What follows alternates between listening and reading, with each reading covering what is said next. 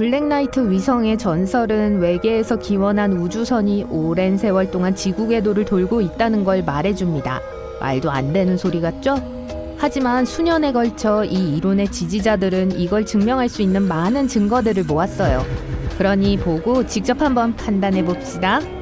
1899년 유명한 과학자인 니콜라 테슬라는 콜로라도 스프링스에 있는 자신의 실험실에 거대한 탑을 만들었어요.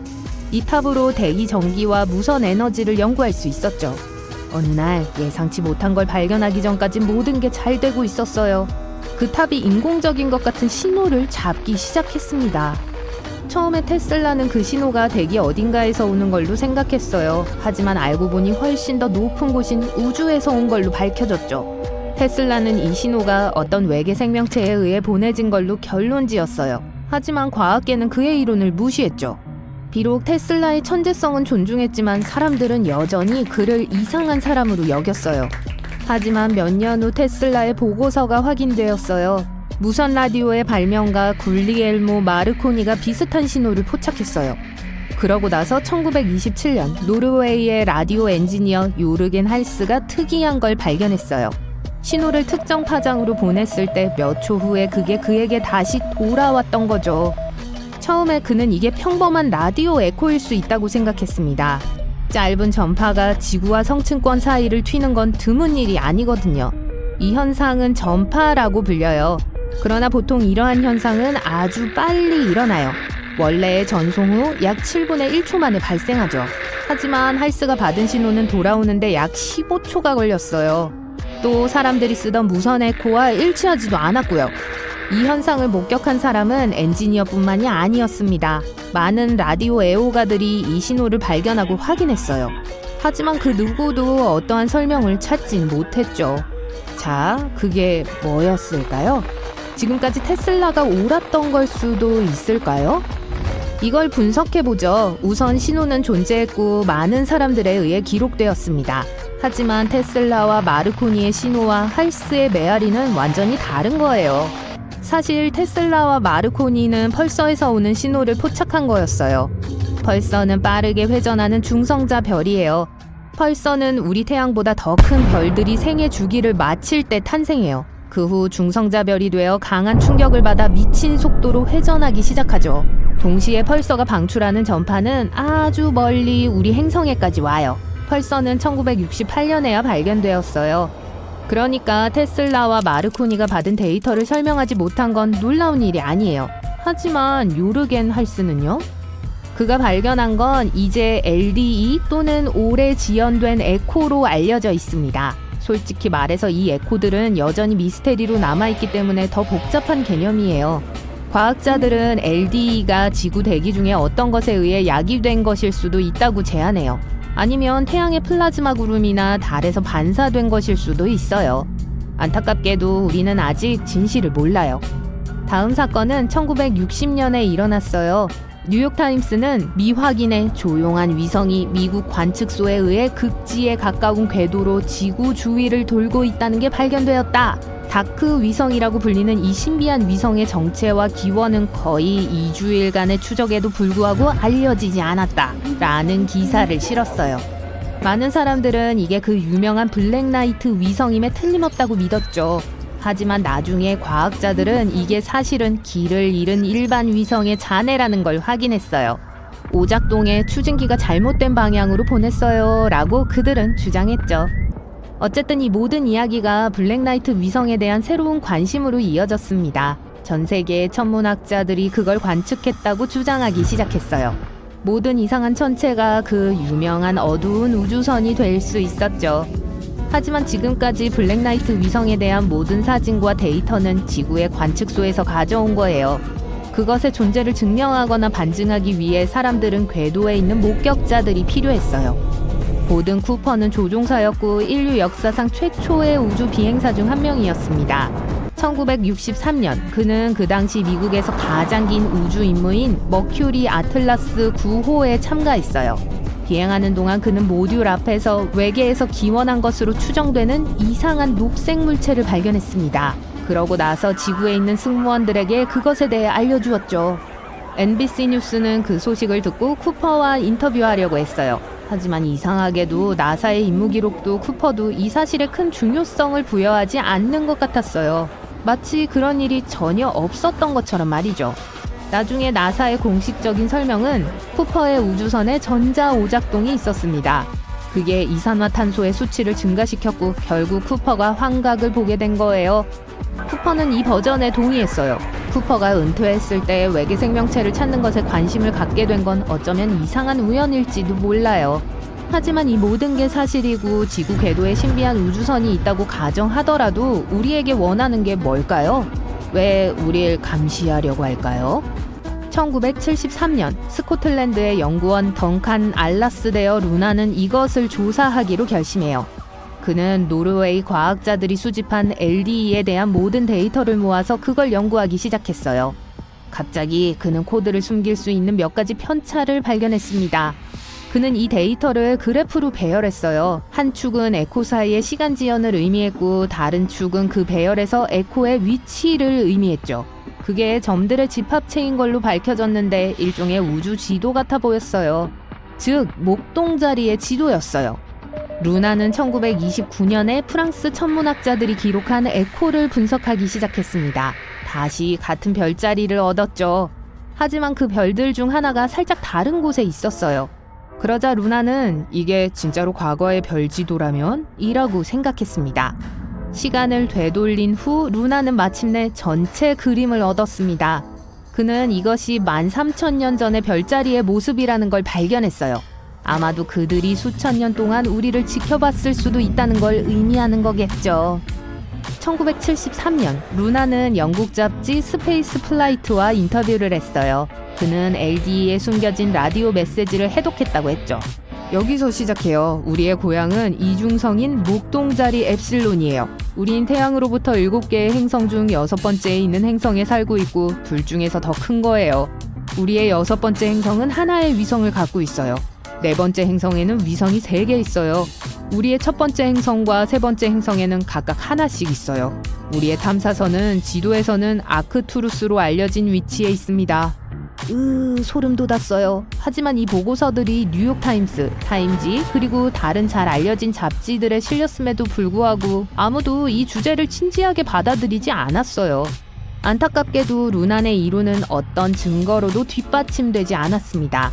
나중에 그는 스스로 분명한 실수를 했고 그의 방법은 과학적이지 않았다고 말하며 그것을 철회했어요. 그의 말에 따르면 그는 이 신호들이 뭘 의미하는지 추측하고 있었다고 해요. 마지막으로 우리 이야기의 마지막 부분입니다. 이 사진이요. 1998년 12월 4일 인데버호는 STS-88 임무에 착수했습니다. 이것은 국제우주정거장으로의 첫 번째 임무였어요. 그러고 나서 12월 11일 나사는 지구 궤도에서 특이한 물체를 분명히 볼 수 있는 일련의 사진들을 찍어 발표했어요. 대중들은 이 사진들에 대해 바로 알게 되었습니다. 다들 그게 수년 동안 논의되어 온 블랙나이트 위성이라고 생각했어요. 100년의 추측 끝에 마침내 발견된 건가요? 하지만 여느 때와 마찬가지로 진실은 훨씬 더 별게 아닌 걸로 밝혀졌어요. 임무를 수행하는 동안 우주비행사 중 한 명이 열 덮개를 설치하고 있었어요. 하지만 코팅이 잘 고정되지 않았죠. 부러져서 날아가 버렸어요. 이 사진들은 그저 이 사건을 기록하기 위해 찍은 거예요. 블랙나이트는 아주 흥미로운 이야깃거리예요. 여러분은 몇 시간 동안 새로운 정보와 증거를 찾으면서 파헤치고 그러고 나서 그것이 밝혀지는 걸 볼 수 있어요. 이 이야기는 전혀 관련이 없는 이야기, 보고서, 실제 위성의 사진 등등이 많이 쌓여 생긴 거예요. 이 모든 게 하나의 일관성 없고 비논리적인 도시 전설에 섞였어요. 비논리적이지만 실로 정말 매력적이죠. 2023년 한 전직 나사 엔지니어가 연료를 사용하지 않고도 중력을 거슬러 스스로 들어 올릴 수 있는 기계를 만들었다고 주장했습니다. 로켓도 불도 배기가스도 없어요. 전기만 있으면 돼요. 사실이라면 물리학의 가장 신성한 법칙을 깨고 우리는 우주 여행에 대해 모든 것을 다시 써야 할 겁니다. 그냥 사기극일까요? 아니면 미래로 가는 문일까요? 엔지니어의 이름은 찰스 뷸러입니다. 그는 나사에서 로켓이 무작위로 폭발하지 않도록 하는 일을 했었죠. 그는 우주왕복선, 허블 우주선, ISS 및 기타 거대한 프로젝트에 참여했습니다. 현재 뷸러와 그의 팀은 엑소더스 프로펄션 테크놀로지스라는 민간 기업에서 일하며 우주 엔지니어들의 장기적인 꿈인 연료가 필요 없는 우주선을 만들기 위해 노력하고 있습니다. 우주여행에 대한 모든 것이 순식간에 바뀔 수 있는 일이죠. 막대한 자원을 들이지 않고도 달이나 화성 또는 원하는 곳으로 갈 수 있는 미래를 상상해보세요. 그는 자신과 그의 팀이 마침내 암호를 풀었다고 주장합니다. 추진제 없이도 스스로 공중으로 올라갈 수 있는 기계를 만들었다고 합니다. 맞아요. 모든 작용에는 반드시 동등한 반작용이 필요하다는 세상의 기본 법칙인 뉴턴의 제3법칙을 위반하는 주장입니다. 예를 들어 로켓에서 연료를 뒤쪽으로 던지는 것은 작용입니다. 연료를 밀어내면 로켓은 앞으로 나아가는데 이것이 바로 반작용입니다. 그럼 마법의 장치는 운동량 보존에도 위배됩니다. 무언가를 밀면 운동량을 얻지만 균형을 맞추려면 반대 방향으로 다른 무언가가 동일한 운동량을 얻어야 합니다. 하지만 이 장치는 시스템의 전체 운동량을 갑자기 바꿀 수 있습니다.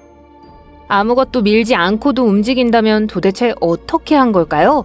마치 공기를 불어넣지 않고도 앞으로 나아갈 수 있는 풍선처럼 말이죠.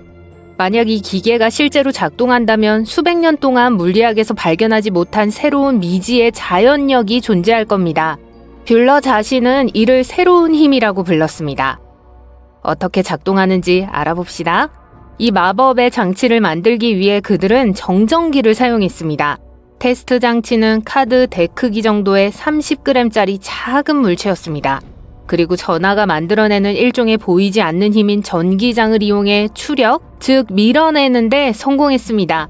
새로운 힘은 시스템에서 두 가지 일이 발생하면 작동하기 시작합니다. 첫 번째는 전기적 불균형입니다. 기기의 일부분에는 기압과 같은 전기적 압력이 발생하고 있습니다. 예를 들어 한쪽이 다른 쪽보다 더 많은 전기적 압력을 받는 등 전기적 압력이 고르게 분산되지 않는 경우 이것이 첫 번째 원인입니다. 이는 전하가 만들어내는 보이지 않는 힘인 전기장이 올바르게 설정되어 있을 때 발생합니다. 전하가 직선이 아니라 태양광선이나 바퀴살처럼 고르지 않고 넓게 퍼지는 일정한 방식으로 퍼져 나가야 합니다. 그러면 장치가 스스로를 밀면서 전체 물체가 움직이게 됩니다.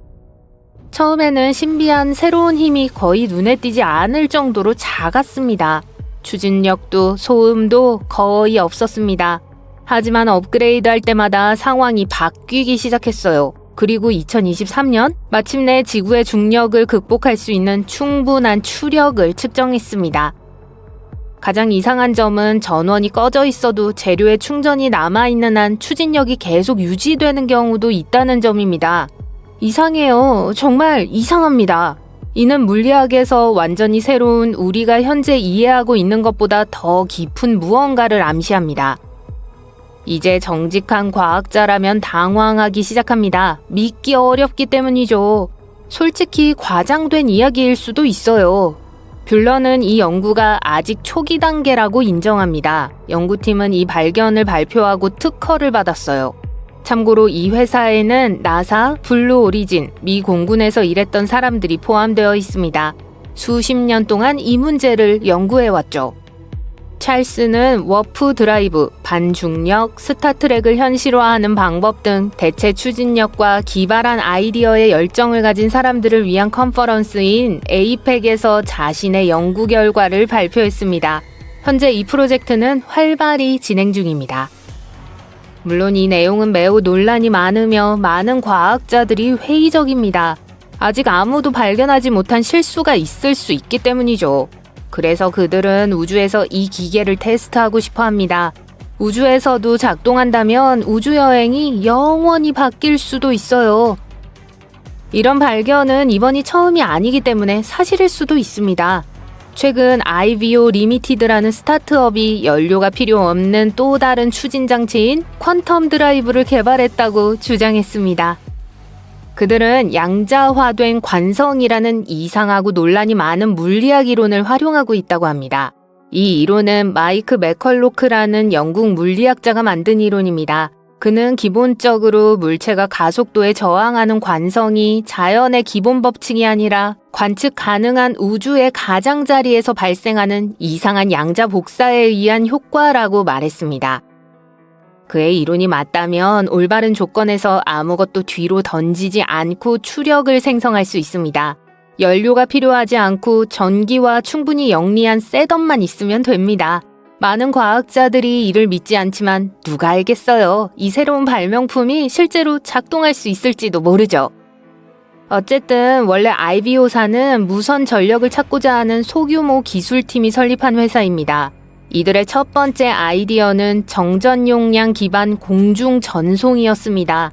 기본적으로 공기를 통해 무선으로 전기를 전송하는 멋진 방법입니다. 하지만 그 과정에서 그들은 방향을 바꿨어요. 이렇게 공기를 통해 전기를 움직일 수 있다면 물체도 움직일 수 있지 않을까요? 관성 자체를 다시 생각해 볼 수 있을까요? 그래서 2021년 그들은 이 양자화된 관성 이론에 기반한 추진 장치를 개발하기 시작했습니다. 이 아이디어를 바탕으로 퀀텀 드라이브를 만들었습니다. 독립형 전기 시스템이었죠. 연료 탱크나 연소도 없습니다. 우주선을 움직이게 하는 플러그 앤 플레이 박스만 있으면 되죠. 가볍고 쌓을 수 있으며 토스터기처럼 위성에 볼트로 고정할 수 있다고 합니다. 무게도 수백 그램에 불과해 기존 추진체보다 훨씬 가볍습니다. 2023년 테스트가 이루어졌어요. 누군가의 착오가 아니라 우주 조건을 시뮬레이션하는 진짜 진공 챔버에서 말이죠. 연구팀은 결과를 설명할 수 있는 모든 알려진 힘을 배제했다고 말했습니다. 그리고 실제로 추진력이 발생했어요. 많지는 않았지만 일관되고 측정 가능한 수준입니다. 그리고 중요한 순간이 왔습니다. IBO사와 파트너 회사인 로그 스페이스 시스템즈가 퀀텀 드라이브를 우주로 발사한 것입니다. 이제 그들은 테스트 결과를 기다리고 있어요. 많은 물리학자들은 이 모든 것이 말도 안 된다고 생각합니다. 일부 과학자들은 이런 것은 영구적인 운동기계가 될 것이기 때문에 불가능하다고 지적했어요. 기본적으로 이런 장치가 실제로 작동한다면 이를 사용하여 무한한 에너지를 만들 수 있는데 이는 연력학 제1법칙을 위반합니다. 하지만 IBO는 그렇지 않다고 말합니다. 그들은 양자화된 관성이 일반적인 뉴턴의 법칙 내에서 작동하지만 약간 다르다고 말합니다. 어쨌든 이 모든 것들은 다시 확인이 필요합니다. 유사한 경험이 있었기 때문에 많은 사람들의 회의로는 당연합니다. 2001년에 로저 슈이어라는 영국 엔지니어가 M 드라이브를 소개했습니다. 이 이상한 원뿔 모양의 장치는 뒤쪽으로 아무것도 밀어내지 않고 추진력을 생성하는 것으로 추정되는 장치였습니다. 사람들은 매우 흥분했습니다. 나사는 이글웍스 팀과 함께 테스트까지 했습니다. 그리고 2016년 그들은 M 드라이브에서 미량의 추력을 감지했다고 발표했습니다. 언론은 난리가 났고 과학자들은 흥분했죠. 하지만 나중에 독일 대학에서 실시한 심층 연구 등의 대규모 연구 결과 이는 실험적 오류일 뿐이라는 슬픈 결과가 나왔습니다. 2021년 M 드라이브는 작동하지 않는다는 결론이 내려졌습니다. 모두 실험적인 잡음과 잘못된 데이터였습니다. 꿈이 또 좌절됐죠. 많은 추진체 없는 설계는 물리법칙이라는 거대하고 완고한 벽에 부딪혔습니다. 따라서 이러한 스타트업이 세상을 완전히 바꾸었다고 말하기에는 아직 이르다고 할 수 있습니다. 하지만 현실이 된다면 어떨까요? 단순한 새로운 엔진이 아니라 새로운 시대가 열릴 거예요.